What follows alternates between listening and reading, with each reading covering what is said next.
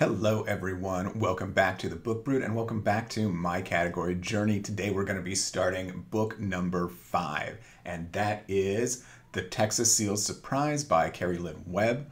Cari was recommended to me by Kim Finley. I guess they're in the same heartwarming writers group together, so she is the second person that Kim recommended that I read. Anna J. Stewart was the first, so continuing along that line, bringing heartwarming back for another. So I swear we're gonna do all the lines. I'm not favoring heartwarming. Big welcome to Cari Lynn Webb. Big welcome to the Texas Seals Surprise. And let's get into chapter 1. So we've got our heroine, Abby. She has left a boyfriend that broke up with her, cheating boyfriend that broke up with her, left her pregnant. She's on her way to Three Springs, Texas, where her cousin Tess is waiting for her to help her start a new life. Abby's going to do some internal soul searching and figure out who she is and where she's going to take her life and start fresh.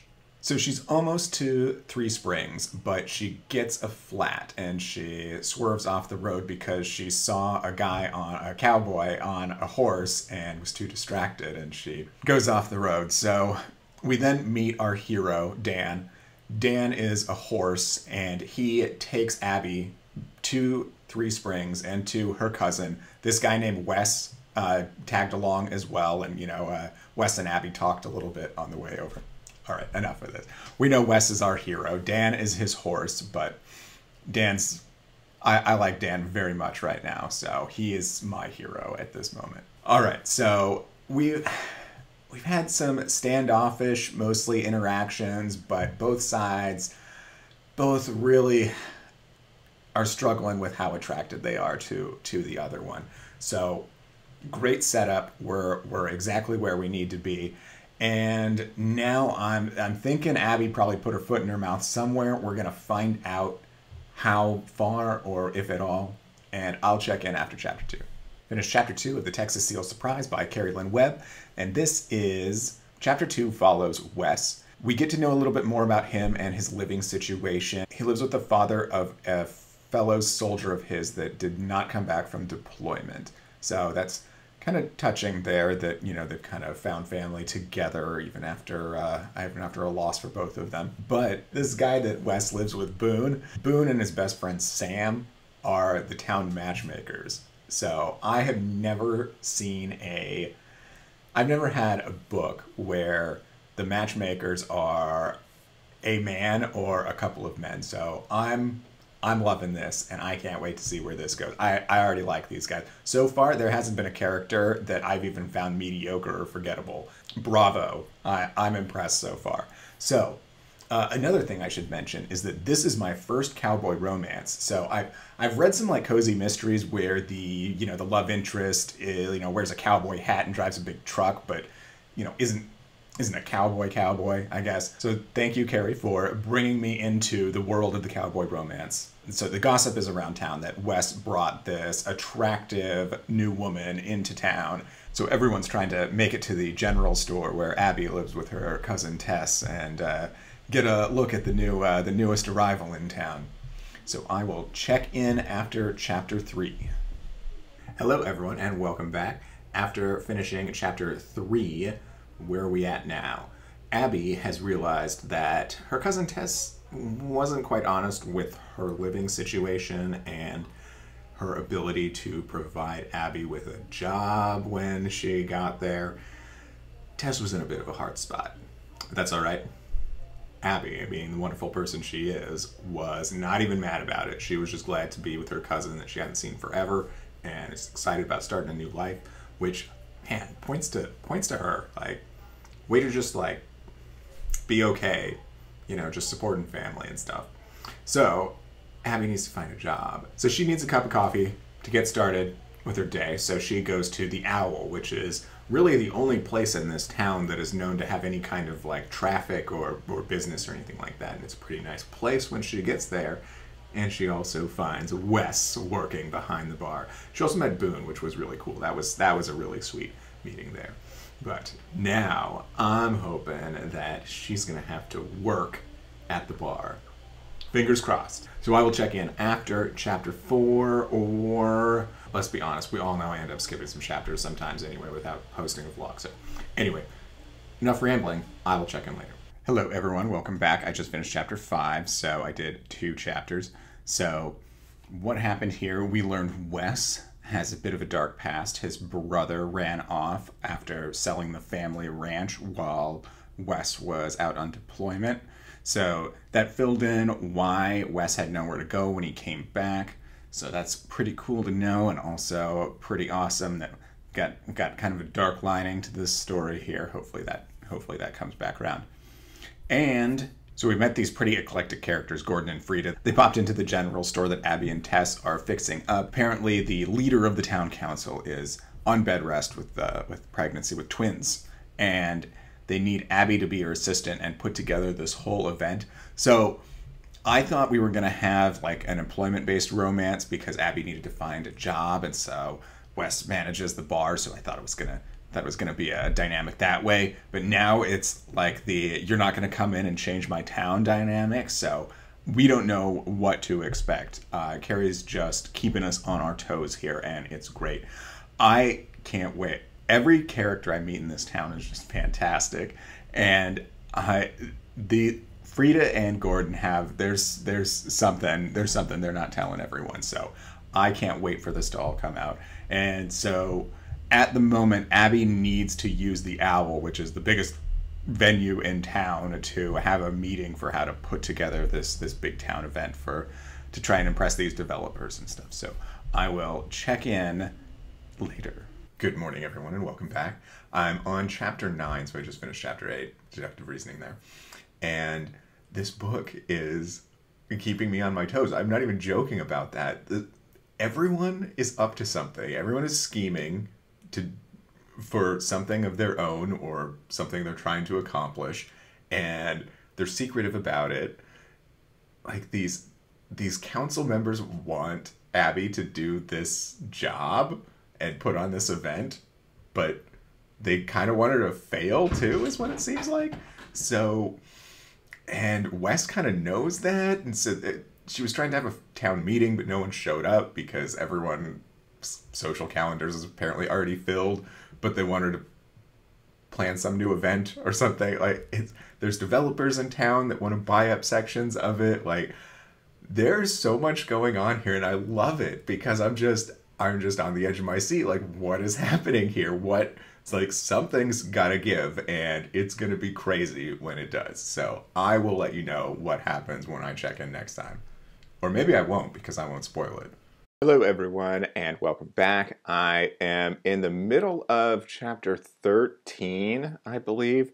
So I hadn't checked in a while. It's been a bit of a crazy week, just with stuff going on. So I've been able to read a chapter here or there. Haven't quite been able to vlog post. Been able to throw a tweet out, but it's all right. This is a hobby, and I'm sure those of you that follow along understand that, and I love you for it. So what's going on right now is Boone and Sam, so these are the two older mischief makers of Three Springs, they decided to have a campfire story and tell the legend of Three Springs at its founding. There was treasure and bandits and outlaws, the vigilantes that went and chased him down. So there's hidden treasure somewhere. So now we have a treasure hunt as part of this story. This is like the Count of Monte Cristo of romance books. I swear, there's just a bit of everything in here, and it's fabulous. It hasn't felt overstuffed at all. So that's where we're at. Abby's going to try and turn this whole town event thing into a treasure hunt for the lost treasure to use that money to kind of bring the town back to life. So Abby's meeting with Cari, the person that she is the personal assistant for, and they are having quite a nice powwow. They are bonding, and it's awesome. I like this Cari person. We weren't sure what she was going to be like when she was just behind the curtain, but now that we've met her, she's fabulous, and I can totally tell she's going to be on Abby's side. Now we just have to get Wes's head screwed on straight, and I think we'll be about good to go. We can just skip conflict and go straight to a wedding, I hope. I'll check in later. Hello, everyone, and welcome back. I am on chapter 16, the beginning of chapter 16. I haven't started it yet. This book is so good. So we finally had kind of a date. So everyone else sort of forced Abby and Wes to go on a date. So the reluctance between these two is strong, and it's taking the pressure of the entire town to just kind of force things in the direction it needs to go, which is much appreciated by all involved. Maybe not Wes and Abby so much right now, but it's okay. They'll thank them later. Wes's friends are starting to give him a hard time about how they're not seeing him as often as they used to, that he's out playing chauffeur with Abby and helping her with stuff and all that stuff. So proper ribbing from the guy friends is acceptable if the spirit is correct there, which it was here. So all intentions were good. So the best part of where we're at right now is, I'll just say, at the end of chapter 15, Abby needs something from Wes, something pretty big, and he better look out, because she's not going to take no for an answer. It's gonna be fabulous. I can't wait to get this. So I will check in. I don't know when I'm gonna check in. I really just want to finish. I just want to gobble this book up. It is so good. So I will check in when I check in, if I check in. Good morning, everyone. I have just finished chapter 19, so we have 6 chapters and an epilogue left to go. There was a scary moment with Boone. We're in a tense situation right here. So Abby's been put in another situation where she has to essentially be a sort of town leader in a sort of way. She's put to the test. Just heartwarming things happen. Just pun intended there. And I think that's all I can add right now. It's like there's too much that's spoiled potential. So I know that probably sucks as an update there, but I'm sorry, I'll have to check in later. I will say that the whole town is really pulling for Wes and Abby, and it is so adorable. Everyone, I'm back with a check-in after chapter 22. We have Wes. He's got some progress. Some progress has been made with his external conflict that he had with his brother, and that did not go so well for him. And of course, in being difficult, like he can be sometimes, he decided to take this out on Abby. This was not advised by me. I tried to warn him, but here we are. So hopefully he will redeem himself here soon. We have 3 chapters left and an epilogue. I might go right to the end. I might not. We will see. But this book has just been fabulous. Despite my feelings about Wes currently, this is a fabulous book, and I can't wait to round it out and finish up and post this vlog. All right, check in soon. Hello everyone, I've just finished The Texas Sealed Surprise by Cari Lynn Webb. What a book. I tell you what, the heartwarming lines game is on point. I looked at it and I've only read releases that came out this year, but I have a feeling that they've probably been on point for the entire line. But just, wow, yes, this book had so many elements and vibes going just all over the narrative, and it didn't seem overstuffed. It just felt natural and wholesome, and this book was so well constructed. The themes came back around at the perfect times. They tied into the characters and provided empathy for surrounding characters. It just all fit so nicely. Well, just a fabulous job by the author and editing team on this work here. Bravo. I have to say, it was just fantastic. And so anyone that's expecting this coming up in September, you are not going to be disappointed. This is fabulous. And it's book 1 in a series, so just so many things to be excited for coming up in the books that follow up. And so yes, a big round of thanks for everyone involved. Harlequin, of course. Kim Finley for throwing Cari's name into the ring. Cari Lynn Webb herself, of course, for writing such a fabulous book. It was fantastic. I can't go on enough about it. And thank you to Sarah and Bree at the Categorically Romance podcast for joining me on buddy reading this book together. It was fantastic having the conversations with you on Voxer and Twitter, and I am just so excited to keep going with this. So We have 5 books now under the belt, and I will make an announcement soon about book number 6. Thanks for sticking with me through my category journey, and I will see you in the next video.